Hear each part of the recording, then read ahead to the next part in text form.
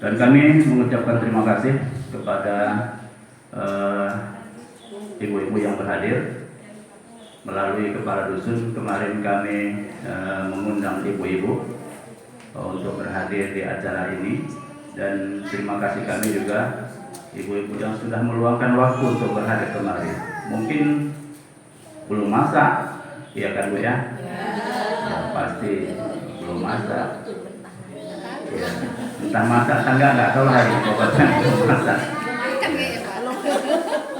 Kita berharap ini membawa kebaikan bagi kita, walaupun kita meninggalkan tanggung jawab kita untuk masak dan bekerja di rumah, tapi kami yakin ibu-ibu hadir kemarin dengan ikhlas, sepenuh hati untuk mendapatkan apa yang menjadi harapan kita untuk masa depan. Karena kita tahu apa yang disampaikan nanti merupakan pemanfaatan AI, nanti dijelaskan sama Pak Suhardiansyah, dan sosial media untuk membangun digital branding bagi UMKM di Desa Pelai Selatan. Dari judulnya saja kita sudah bisa menangkap apa-apa nanti yang akan disampaikan.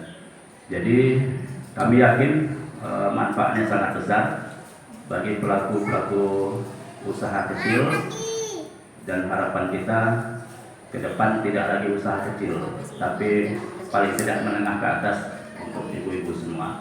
Kami tetap dan selalu berdoa Bapak Ibu pelaku-pelaku bisnis usaha rumahan yang selama ini digeluti sukses di masa datang, bisa membantu ekonomi keluarga, membantu suami untuk bisa menambah perekonomian rumah tangga ibu-ibu semua. Kami rasa itu yang dapat kami sampaikan. Mungkin panjang lebar nanti oleh Bapak Suhardiansyah akan menyampaikan paparan-paparan yang akan disampaikan. Kami rasa itu yang dapat kami sampaikan. Mohon maaf atas segala kekurangan. Billahi taufiq wal hidayah. Assalamualaikum warahmatullahi wabarakatuh.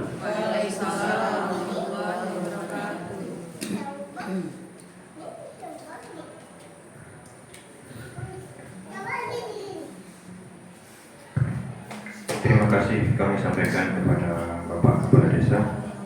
Acara selanjutnya yaitu penyerahan cindera mata kepada Kepala Desa, sekaligus kita foto bersama. Kepada Ketua Penantian kami persilakan.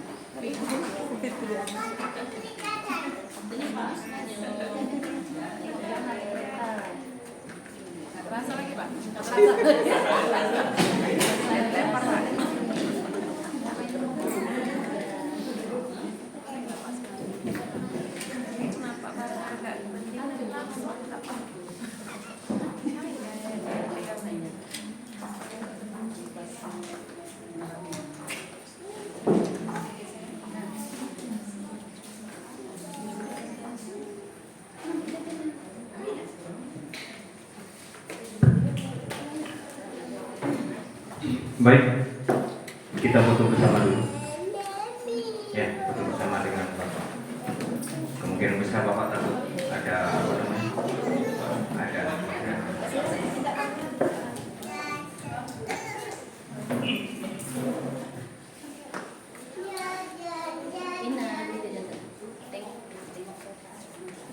Ibu izinnya foto ya.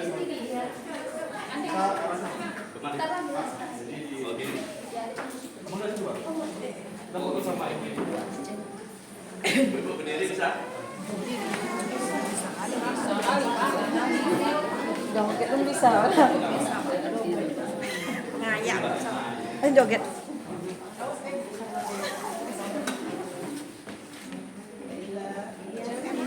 Udah tutupan diriannya nampak lah ya.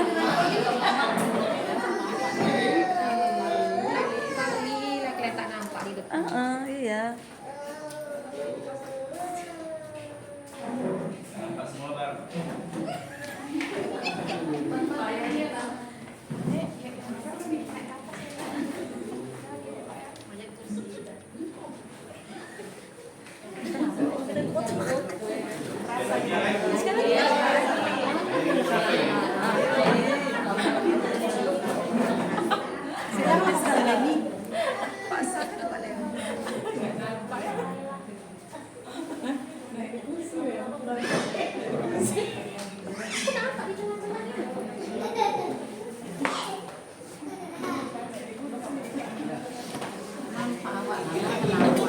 Duduk paling tinggi ya.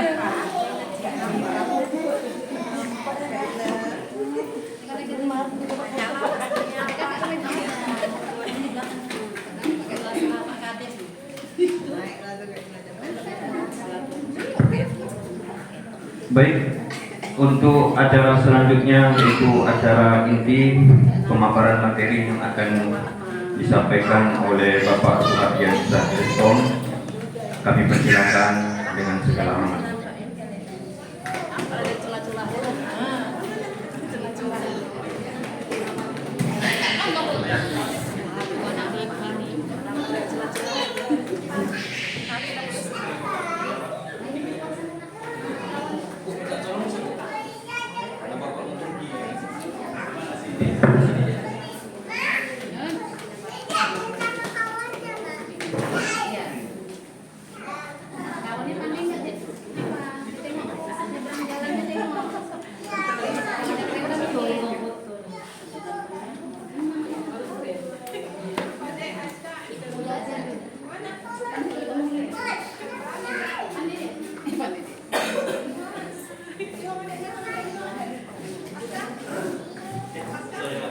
Izin ya Bu. Iya, Pak.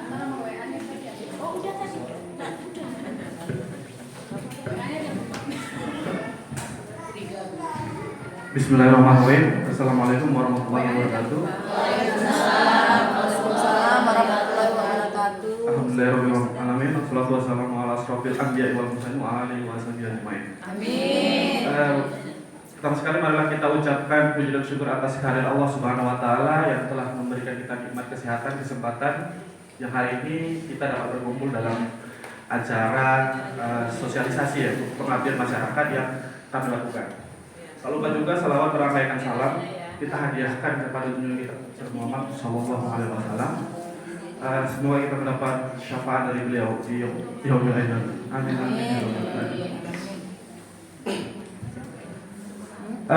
Sebelumnya Bapak Ibu sekalian ya, perkenalkan kami dari Pasca Sarjana Universitas Pembangunan Pancabudi Medan, program studi Magister Teknologi Informasi.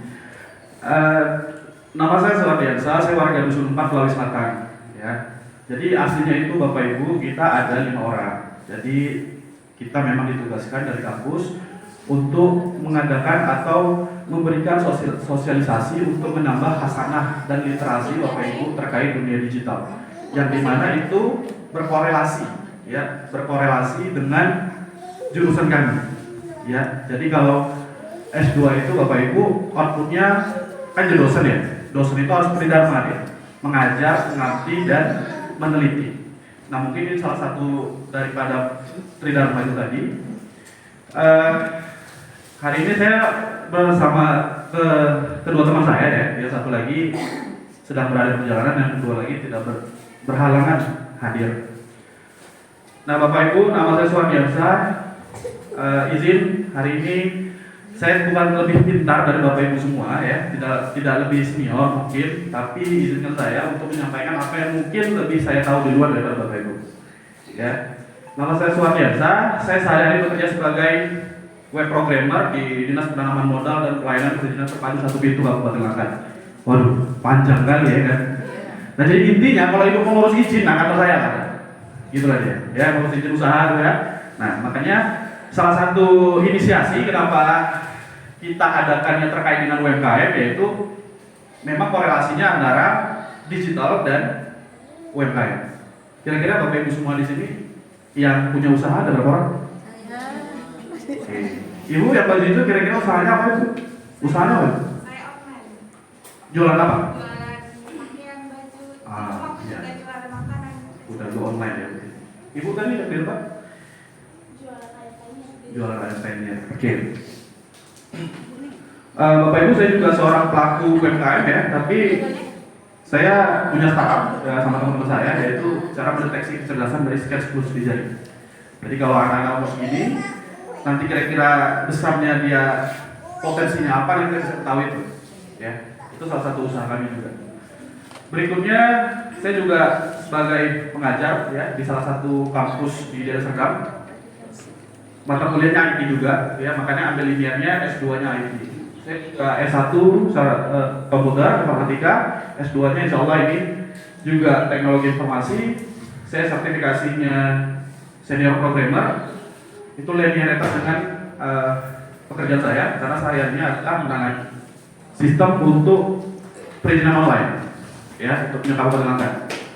Dan saya juga certified digital marketing. Jadi memang dunia saya itu adalah satu UMKM karena sehari-hari kita sama UMKM, kedua digital, ya. Nah kenapa UMKM gitu ya? Nah sebelumnya mungkin Bapak Ibu semua hari ini ada yang jualan, ada yang punya bisnis. Loh, kok beda deh ya? Kok beda? Bang, jualan sama bisnis. Ya. Kalau udah jualan itu adalah salah satu daripada bisnis. Sedangkan bisnis itu pakai sistem. Nah, kenapa UMKM? Karena Bapak Ibu ini datanya di Kabupaten Langkat ya. Jadi kita ada 14.294 data UMK, usaha mikro kecil. Usaha mikro kecil, menengahnya nggak masuk. Ya, itu 99,64%. Ini data real Kabupaten Langkat Bapak Ibu. 99,64% itu data di Kabupaten Langkat yang terdata. Artinya yang udah punya NIB, di sini Bapak Ibu udah punya NIB belum? Belum. Ya, kenapa nggak punya? Harus punya dong. Ya. Kenapa? Ilegal. Nanti kita ngobrol-ngobrol. Jadi Bapak Ibu semua, hari ini kenapa kita undang yang pelaku UMKM khususnya ya, atau yang mau usaha bisnis ya. Kebetulan Bapak Ibu boleh tanya apa aja perihal UMKM sama saya. Ya, karena sehari-hari saya nangani itu soalnya. Ya, jadi di Langkat sendiri ada 99% pelaku UMKM. Artinya itu persentasenya sangat besar. Dan UMKM adalah salah satu penopang ketika Indonesia mengalami krisis moneter tahun 98 hingga hari ini. Gitu ya. Makanya pemerintah pusat, pemerintah provinsi dan daerah itu menggenjot yang namanya UMKM melalui program-program stimulus. Nah, kalau Bapak Ibu nggak punya NIB, nggak punya izin usaha, ya Ibu nggak terdata usahanya. Kira-kira gitu. Oke. Nah, siapa pelaku UMKM? Ya, UMK ya, usaha mikro kecil. Nah, selama ini kan mungkin kita, wah usaha saya kecil apa besar gitu ya, nggak tahu ya. Nah, ini menurut Undang-Undang Cipta Kerja tahun 2021, usaha mikro itu modalnya paling banyak 1 miliar. 1 miliar ke bawah itu masuk mikro. Nah, ini perubahan Undang-Undang Cipta Kerja. Kalau usaha kecil itu 1 miliar ke 5 miliar. Jadi kalau modal Bapak Ibu 1 sampai 5 miliar itu adalah masuk usaha kecil. Menengah itu 5 sampai 10, 10 sampai dengan 15 itu adalah usaha besar. Kira-kira modal Ibu ada berapa? Ini modalnya ya. Modal di luar tanah dan bangunan. Di luar tanah dan bangunan. Ya, misalnya Bapak Ibu punya usaha catering misalnya, beli ruko di depan harganya 5 miliar misalnya, usaha cateringnya, beli mesinnya, beli kompor apa segala macam habis 5 juta misalnya. Secara logis kan berarti modal Bapak Ibu 5,5 M ya. Nah tapi dalam hitungannya tidak begitu. Yang dihitung adalah modal operasionalnya 500 jutanya. Aset tanah dan bangunan itu tidak termasuk dalam modal. Nah Kalau modalnya udah 1 miliar, 1 miliar ke bawah masuk di mikro. Jadi nggak usah takut ya. Kendala kita tuh sering kenapa orang-orang nggak punya izin usaha takut dipajakin. Aslinya enggak. 500 juta ke bawah omset selama 1 tahun itu nggak kena pajak. Nah, ini adalah pilar UMK atau usaha mikro kecil yang kira-kira nanti usahanya mau di scale up. Kan nggak mau ya Bu, usahanya gitu-gitu aja gitu ya. Iya kan, usahanya untuk maaf, jualan lontong gitu-gitu aja, ayam penyetnya gitu-gitu aja. Kita kan maunya berkembang ya, maunya kita banyak beli, maunya kita gampang diingat. Nah gitulah kira-kira. Jadi ada 3 pilar UMKM, yaitu legalitas, marketing, dan branding. Legalitas itu artinya usaha itu legal. Kalau ibu punya usaha kuliner, bikin catering, terus jualan kue, apalagi, pokoknya industri rumahan itu wajib punya 2 SPIRT namanya, punya 3.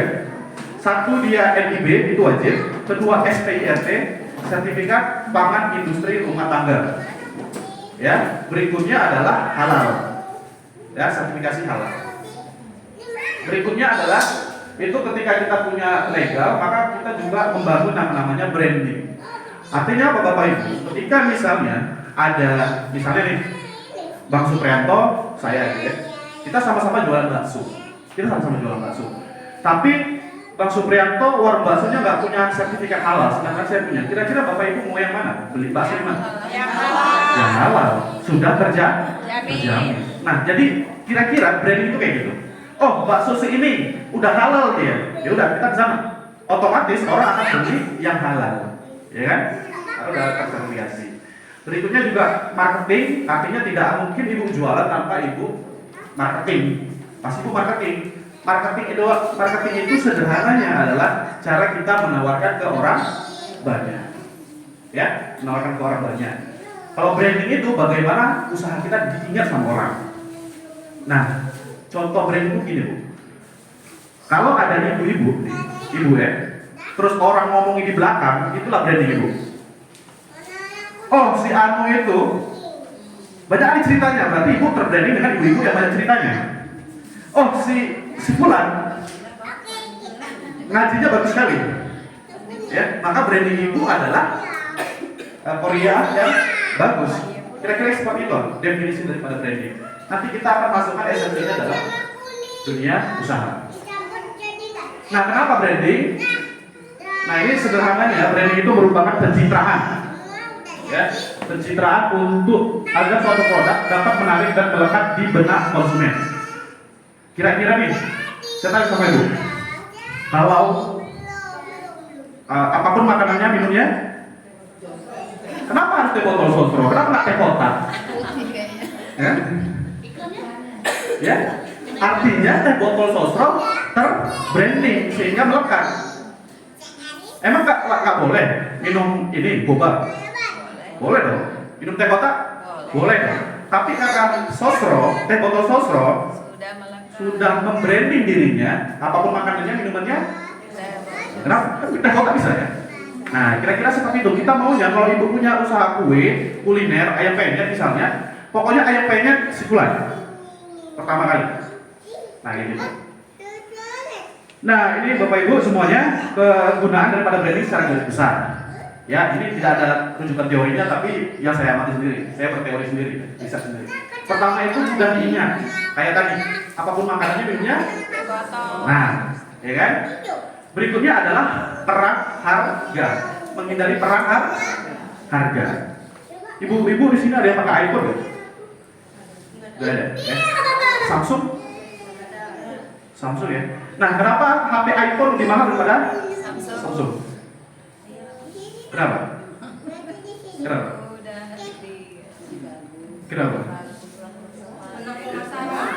Karena menang di brandingnya. Masalah kualitas belum tentu lebih bagus. Tapi orang yang pakai iPhone menurut itu udah kesannya orang kaya ya. Walaupun dia pakai kereta kan. Nah. Jadi untuk menghindari perang harga, maka kita perlu branding. Biar supaya ketika orang mau beli ayam penyet, yang di otaknya adalah yang di kepala konsumen adalah ayam penyet Bapak Ibu. Gitu ya. Jadi dia nggak cari yang lain, udah ibu aja mau dikasih harga 15.000, 20.000, 25.000, yang penting udah halal, enak, diantar di rumah. Gitu. Iklannya lebih sering nampil lagi di Facebook.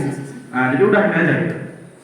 Berikutnya lebih mudah jualan, ya, kayak tadi, sosro ya.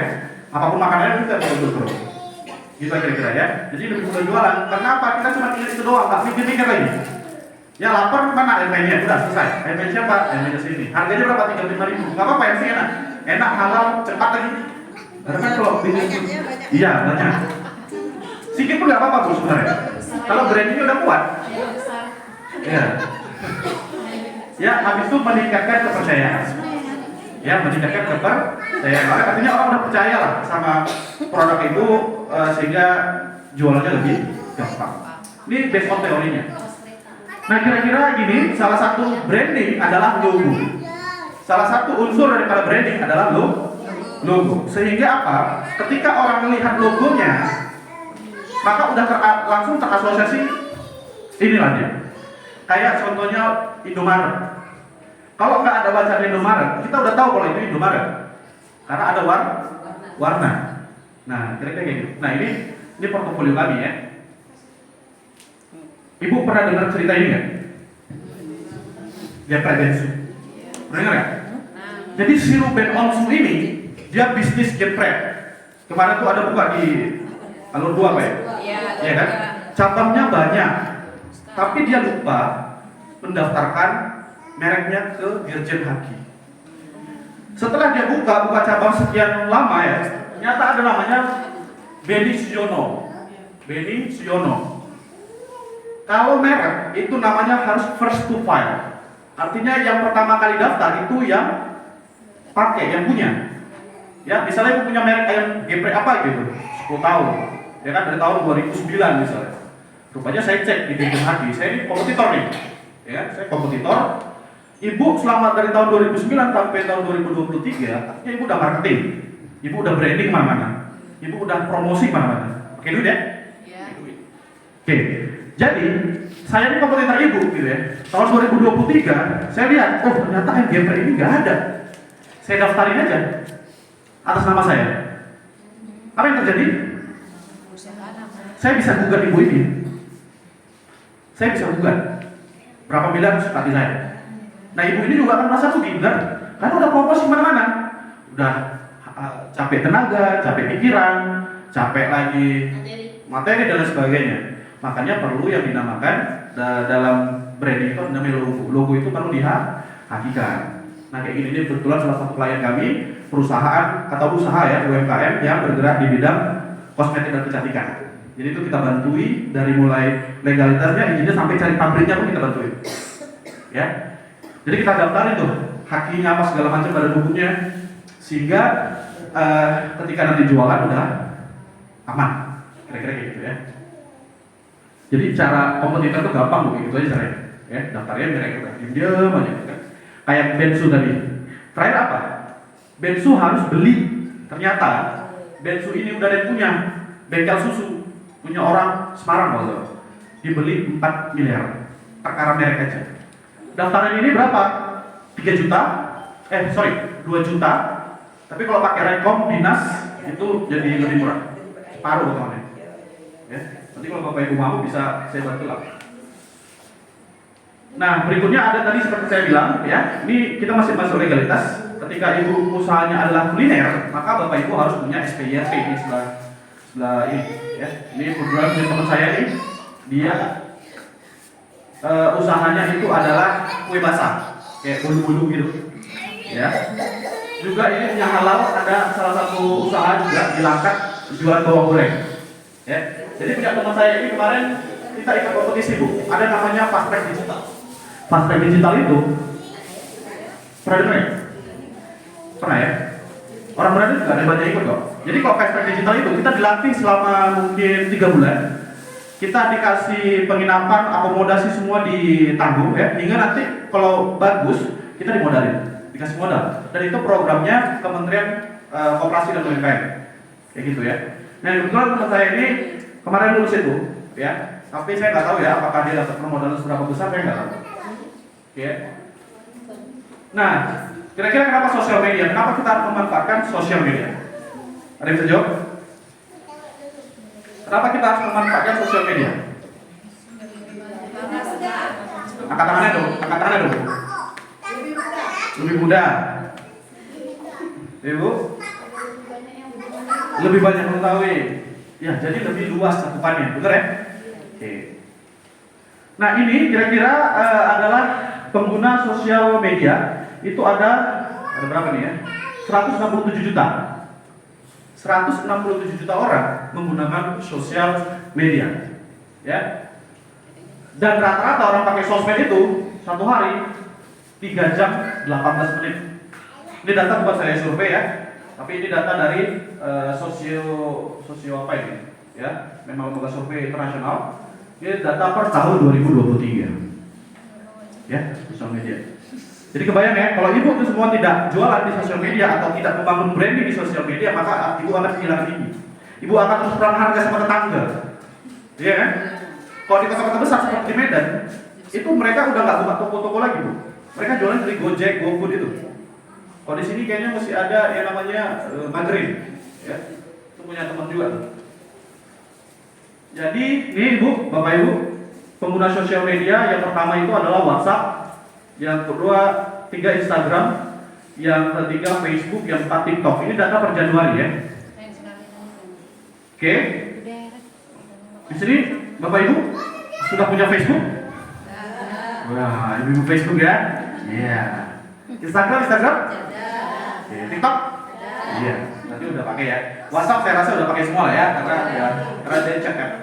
Jadi saya akan cerita hari ini itu fokus di sini, di Instagram. Ya, kan fokus di Instagram.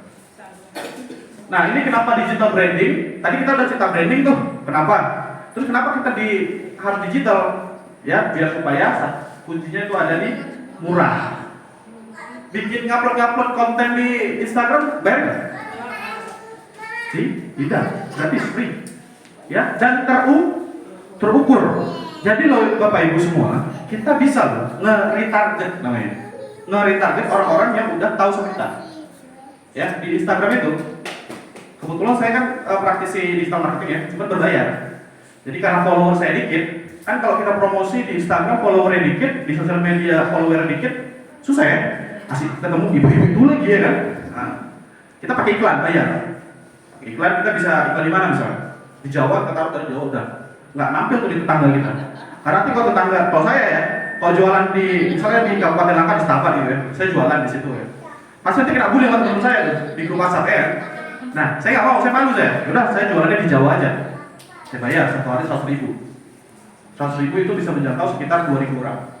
2.000 orang, kira-kira 1%-nya aja berapa ya? Itu berbayar. Ya, kita pakai modal. Tapi kalau nggak mau pakai modal juga bisa. Ini saya kasih tips yang nggak pakai modal, kan kita baru mulai usaha. Nah, kita pakai Instagram. Kunci di branding di Instagram itu pertama harus menarik, karena Instagram itu awalnya kenapa? Tahu? Hah? Instagram itu awalnya apa? Yang tahu saya kasih hadiah. Buat status, kurang tepat. Ya. Naik status gitu ya. Instagram itu pertama kali itu apa? Upload? Mana ibu tadi? Yes. Bang, kalau bang? Iya, beri tepuk tangan dulu dong dengan kata siapa? Ya? Nurul. Oke. Kita foto dulu ya. Ya karena ini jadi pertama kali kan ibu. Ya. Diri dulu Kak. Oke. Thank you kan dulu. Tepuk tangan dulu dong. Tapi bahagia tuh ada 4 lagi ya. 2 lagi kopi ya kan? Gak ada bapak-bapak juga ya kan? Ibu-ibu suka kopi nggak? Ngopi apa ngopi ya? Nah, memang Instagram itu pertama sekali digunakan bukan untuk status bu, ya, tapi untuk berbagi foto. Makanya kontennya harus foto atau video, ya. Nanti kita akan belajar. Berikutnya setelah menarik kita harus pakai gambar yang menarik, eye catchy, juga harus terjadwal, konsisten. Kalau hari ini jam 8, besok jam 8, berikutnya jam 8, berikutnya lagi jam 8. Biar engagementnya naik, ya, biar konsistennya naik. Berikutnya adalah tadi terjadwal dan konsisten setiap hari. Gitu. Nah, pertanyaannya gimana caranya bikin konten Instagram setiap hari? Kalau ibu di sosial media kontennya asik jualan aja bu, di blog pasti. Setuju ya? Iya. Mulai hari ini jualannya pakai soft selling. Soft selling. Jadi kita nggak jualan aja. Jadi kita nggak mau dong beli ini gitu, beli dong guys gitu ya. Beli dong guys nontonnya, beli dong ada guys yang pengennya promo nih. Emang kalau selain promo nggak bisa lagi yang lain? Bisa, ya. Jadi kita nggak hari-hari. Jadi di sosial media itu kuncinya adalah jangan jualan. Karena sosial media itu aslinya untuk bermedia sosial, untuk bersosial gitu loh. Gibah gitu ya, enggak ya? Jadi awalnya itu emang untuk bersosial, jangan jualan. Jangan, itu bukan selling media ibu di Shopee aja jualan. Ya, TikTok live. Di sini ada yang main TikTok live nggak? Ada kan? Enak bu, kalau bisa TikTok live itu. Kebetulan kan sekarang ditutup ya. Nanti itu buka lagi bu. Kemarin itu ditutup karena nggak ada izinnya, salah izinnya. Ya, dia izinnya sosial media tapi dia jualan. Sekarang dia mau joint venture sama Tokopedia. Nanti buka lagi tuh. Jadi bikin konten aja, orang check out. Kawan saya paling dikit satu hari 200.000, paling dikit jualan. Bukan jual barang dia, jualin barang orang. Dia nge-live aja, bikin konten apa segala. Dan dia nggak jual beli dong nggak gitu. Misalnya dia jualan baju gamis, ya kan? Dia nggak beli dong gamisnya nggak gitu. Dia cukup gaya-gaya aja pakai baju gamisnya. Terus kalau mau beli linknya di bawah. Nah teman saya itu paling dikit 200.000 satu hari, saya kaget juga. Paling banyak 2 juta 3 jam 4 jam itulah kira-kira ya. Dan isinya jangan jualan. Nanti kalau ibu jualan sama temennya, kalau nggak di blog, di apa, dibisukan ya. Silence ya. Oke.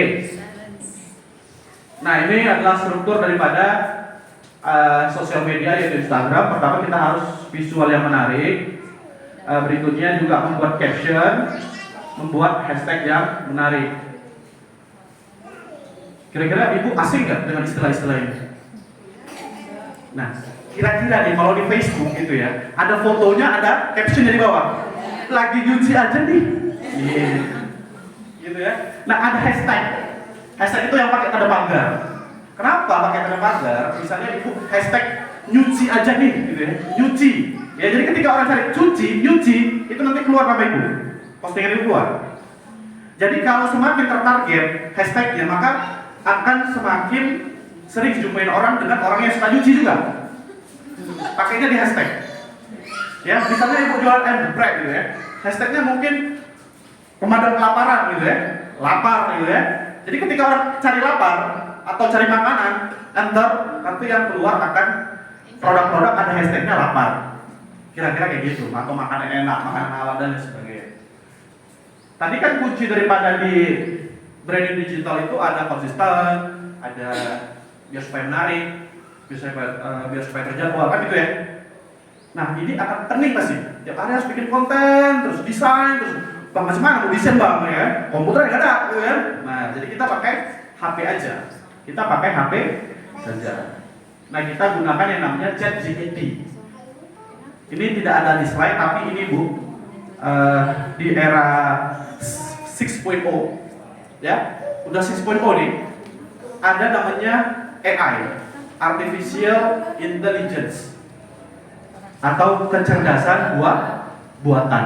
Misalnya, ibu kalau mau bikin surat apa ya misalnya? Surat apa bu kira-kira? Surat keterangan meninggal. Ya kan, karena gantung diri di pohon toge gitu misalnya. Nah itu kita kasih komennya aja, buatkan saya surat keterangan meninggal tanggal sekian dengan format seperti ini sekian ratus kata, enter. Jadi begitu juga anak sekolah misalnya. Judul, buatkan saya judul, nanti kita praktik ya, nanti saya akan peragakan. Buatkan saya makalah terkait dengan organ pencernaan 300 kata dengan bahasa yang friendly. Enter, keluar bu. Jadi seperti itulah AI. Ya, jadi ibu semua, kenapa kita terus giatkan baik pemerintah pusat, daerah, kita di universitas juga sosialisasinya ujung-ujungnya digital dan AI, karena memang ini mengancam sekali sebenarnya. Kalau orang nggak pandai atau nggak tahu soal AI, khususnya ibu-ibu yang milenial itu umurnya 40-an sekarang. Ada 40-an? Kalau di atas 40-an itu namanya Gen X, baby boomer. Ya. Kalau di 95, kalau lahiran 96, 97, 98 sampai dengan 2000 itu namanya Gen Y. Sorry, Gen Z. Yaitu yang ada di sini Gen Z, lahiran tahun 96, 97, 98. Nah itu Kak Sata tadi. Yang dicarinya adalah mental health, keseimbangan work life balance dan gitu deh. Stres, meaningful life lah, pokoknya healing. Yang kuncinya ya. Nah, artinya dengan AI Bapak Ibu semua, suara ibu pun bisa dipalsukan. Pernah nggak dengar Presiden Jokowi pidato pakai bahasa Cina? Ya, itu sebenarnya nggak, itu pakai deepfake. Jadi suaranya itu diambil, gelombang suaranya dimasukkan sama software, buat bahasanya bahasa apa? Itulah bisa dipalsukan seperti itu. Makanya kalau data ya, apalagi mau pemilu nih, data itu ibu bisa di-deepfake kan? Ya makanya sekarang ada namanya social engineering. Tahu-tahu orang kehilangan sekian ratus juta dari rekening, kayak gitu ya. Ada namanya artificial intelligence. Nanti itu, ini kan jadi perdebatan ya AI ini ya. Jadi konsep AI itu Bu, jadi data-data yang ada di internet kan itu disimpan dalam satu server, pada server di Amerika, Asia dan sebagainya. AI itu mengumpulkan data-datanya dan mencocokkan kira-kira itu cari apa. Dia akan berkomunikasi kita layaknya manusia, kita chattingan. Jadi yang belum menikah, jomblo, nggak punya kawan chatting, bisa chattingan sama ChatGPT ya. Nah berikutnya adalah desain grafis, yaitu Canva. Ibu udah pernah pakai Canva atau udah pernah tahu atau udah ada sosialisasi soal ini? Belum ya? Jadi ibu-ibu semua yang hari ini merasa gaptek, ya, gaptek tapi HP-nya iPhone gitu ya. Gaptek tapi pakai Samsung Z Flip gitu.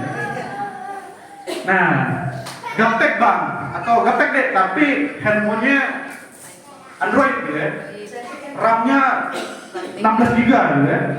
Isinya apa Bu? Foto. Live TikTok ya. Nah, kita belajarnya pakai ini Canva. Jadi drag and drop saja, pakai template ya. Berikutnya ya udah Instagram tadi. Sampai di sini kira-kira ada yang bertanyakan Bapak Ibu?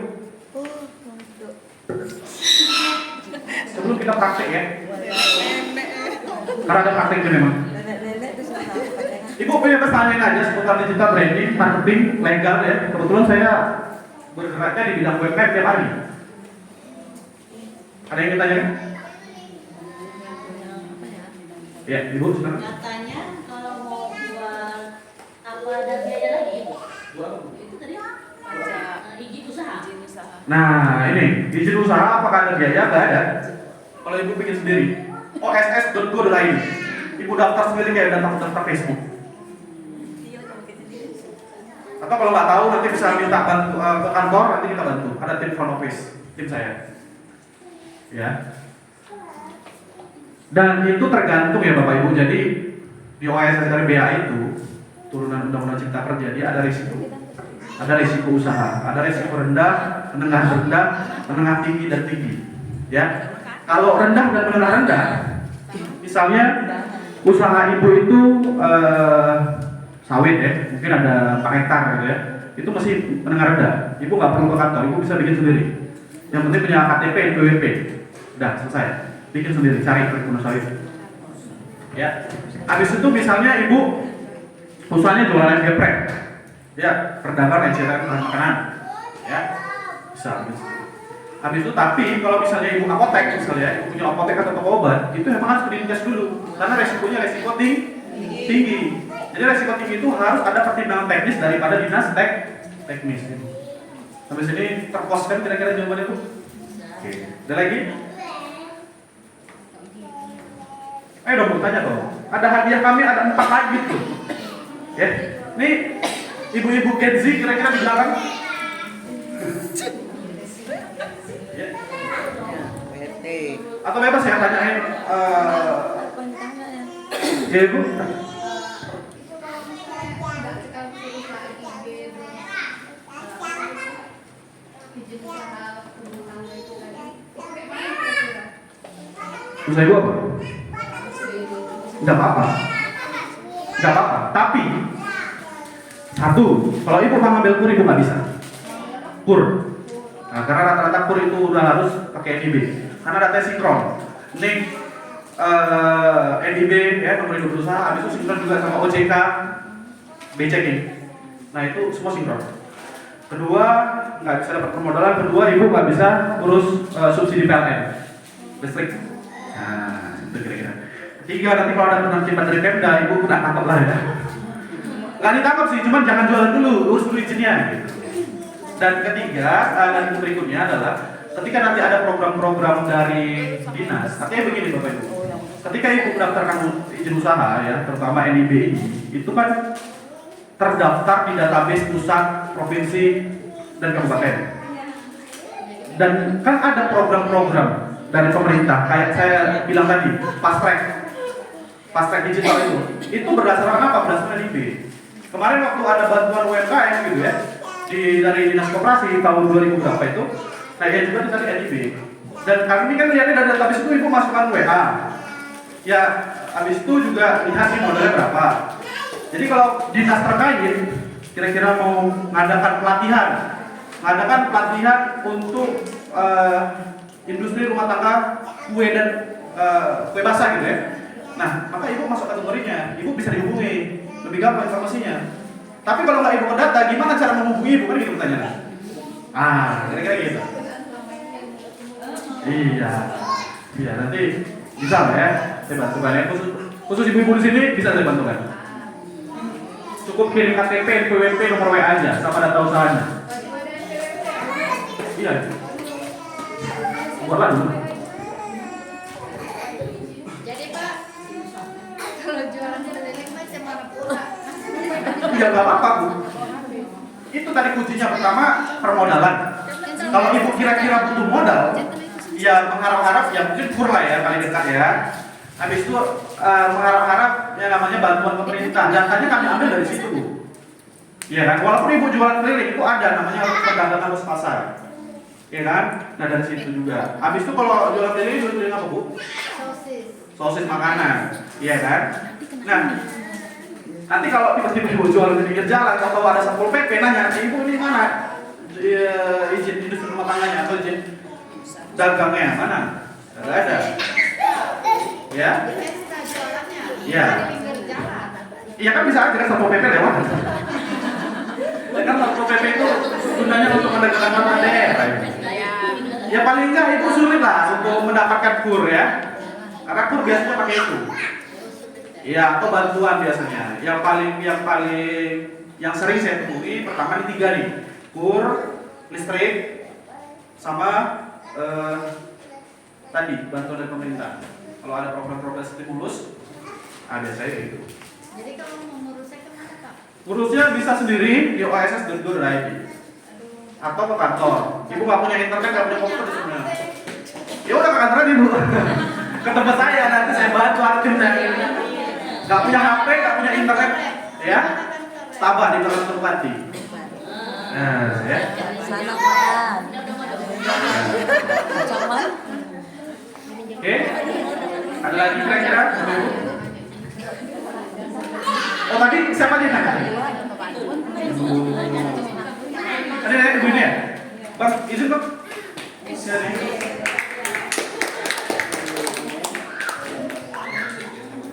Oke.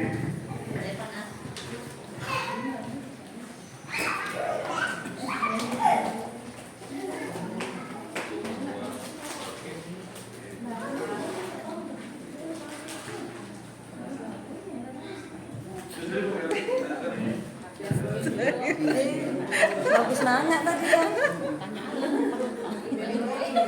Hah? Apa yang itu ya? Kasih ibu.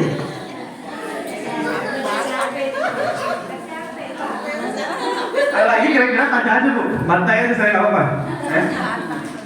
Makanya perihal yang lain boleh juga, misalnya mau kuliahkan anaknya gitu ya, dan kita bisa sharing-sharing. Karena sekarang kalau bapak ibu semua kali ini punya anak mau kuliah, sekarang banyak program privat, KIP. Kebetulan saya mengajar di salah satu kampus swasta ya, dan kebetulan saya kenal sama adminnya gitu. Jadi beberapa tahun ini saya masukin orang. Jadi saya dapat kuota nih, saya minta lah kuota untuk aku mau masuk adikku misalnya. Boleh Bu, boleh silakan. Nah, Bapak ya boleh silakan. Ini waktu itu anak saya kan di kelas 2 SMP dapat PIP karena ini karena apa ya ranking ya 10 besar dapat PIP dari waktu itu yang ngurus anggota DPR. Oh namanya siapa? Ya. Nanti dapat lah. Udah pernah cair sekali 2 kali. Habis itu sampai sekarang nggak pernah cair lagi masalahnya. Bu, itu KIP sekolah ya Bu? Saya KIP kampus Bu. Iya. Ke sekolah Bu.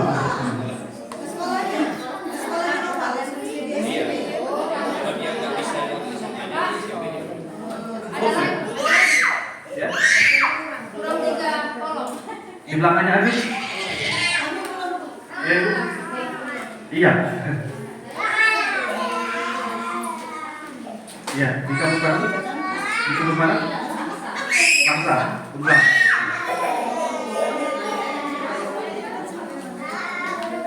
Saya kenapa gratis? Di itu Bu. Saya itu kan udah jauh ya lintas. Tapi dengar-dengar dari teman-teman yang kuliah di situ, mereka itu ada apa sih? Mapala atau apa gitu. Pokoknya dia khusus anak langka. Biasanya mereka itu buka jalur kayak gitu. Informasi di situ sebenarnya. Karena beda pasti beda. Jadi kalau misalnya anak ibu coba cari itu ada Himala itu kan mahasiswa langka. Itu biasanya mereka punya jalur untuk ke beasiswa atau KIP gitu. Coba lah tanyakan sama apa. Jadi kan mahasiswa itu emang harus aktif kan.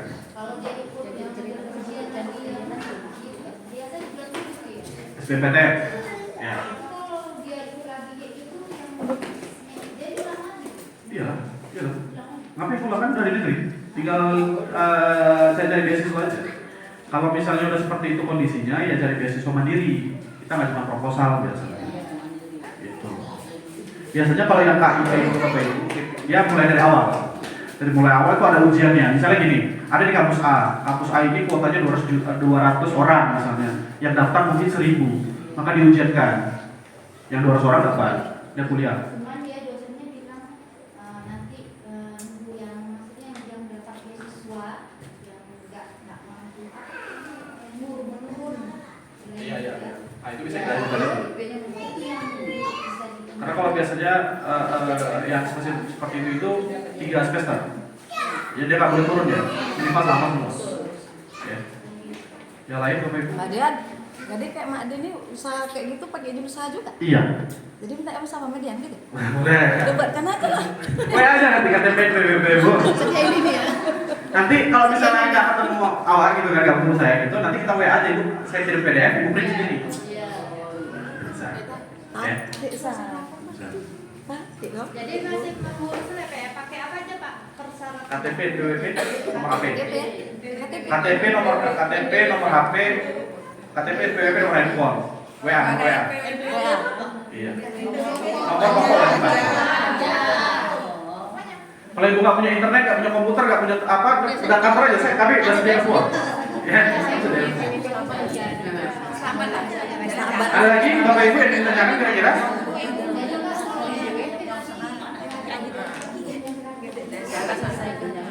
Itu beda-beda kampus, beda kecamatan, apalagi itu yang mandiri. Kebetulan saya kurang paham soal yang mandiri, tapi sepemahaman saya kalau dia mandiri itu biasanya ada misalnya Basnas atau misalnya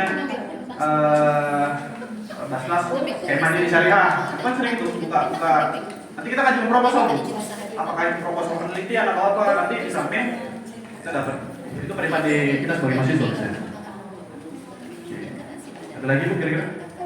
Ada lagi pertanyaan? Sharing-sharing atau apa Bapak Ibu sebelum kita masuk ke materi Kalau gas itu Pak, gas? itu pakai kredit. Iya, pokoknya apapun sifatnya yang ibu komersil, jualan dan mendapatkan keuntungan itu wajib punya NIB namanya. Tapi bukan agen.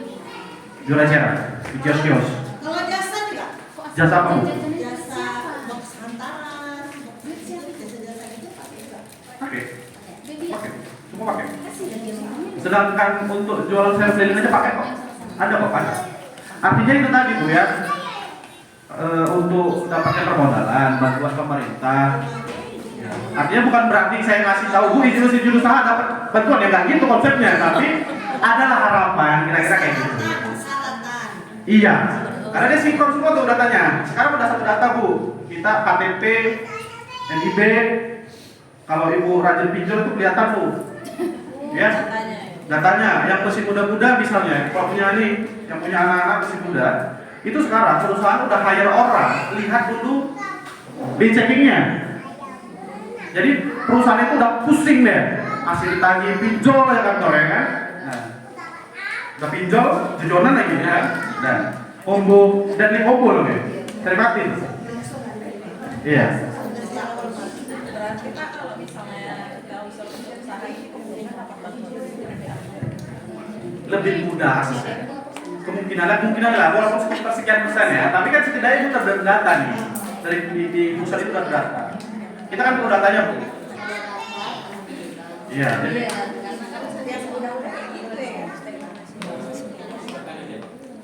ini kan kita punya datanya Bu di sini. Ini kan khusus dashboard Kabupaten Langkat. Ya. Jadi setiap bulan ini nggak saya nggak, ini data tadi malam nih. Tanggal 11 bulan 12 ya, tadi malam nih saya ambil datanya. Jadi nanti kelihatan di sini. Nanti kalau diklik salah satunya itu mungkin bisa kelihatan. Boleh. Berapa lagi ada Bu? Berapa lagi ada Bu?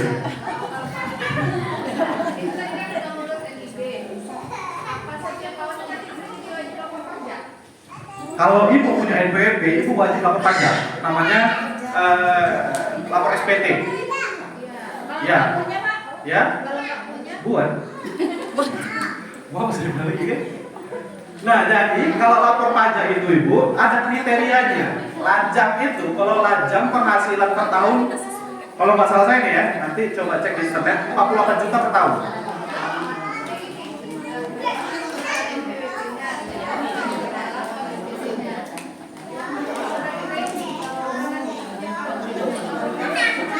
Kalau untuk usaha Bapak Ibu, usaha itu kan dia kalau dulu per 3 atau 5 tahun sekali Pak ya.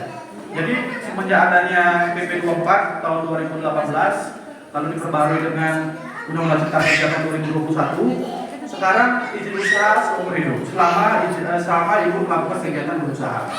Tapi ada tapinya, ibu disunahkan usaha mikro kecil disunahkan untuk lapor namanya laporan kegiatan penanaman modal. Kalau dia menengah dan besar, modal di atas 5 miliar itu wajib. Tapi kalau di bawah itu sunnah, enggak juga apa-apa. Iya. Tapi kenapa harus lapor? Ya supaya data ibu kelihatan. Ketika ibu lapor setiap 3 bulan atau 6 bulan sekali atau setahun sekali, ketahuan kalau usaha ibu ini sedang jalan. Ibu ini hidup gitu loh. Jadi kan pemerintah juga mau kasih bantuan atau stimulus, ngasih yang hidup aja ini. Nah, kenapa begini? Makanya ada laporan kegiatan penanaman modal. Walaupun dia nihil, yang penting usahanya aja.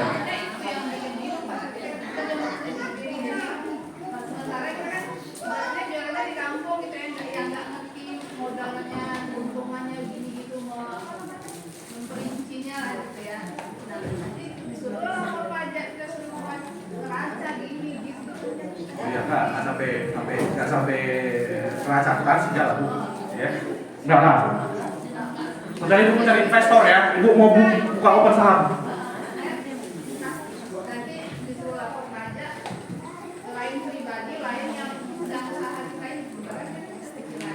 Kalau dia ini ya sedikit ya,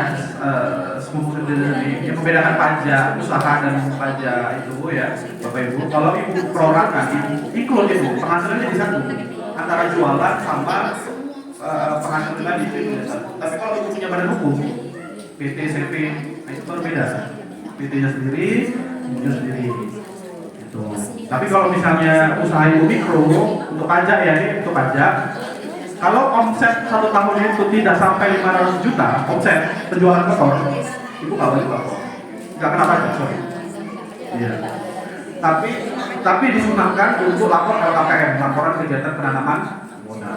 Dari mana? Dari OSS betul ini. Nanti ibu dapat akun. Supaya apa? Supaya ketahuan kalau ibu usaha ibu itu hidup. Gitu ya. Itu kira-kira. Ada yang bertanyakan Bapak Ibu? Habis ya, kita praktik boleh ya? Nah ini bisa di scan QR-nya. Bisa di scan QR-nya. Ada paket. Wifi nggak tahu poinnya Pak. Batasan. Ini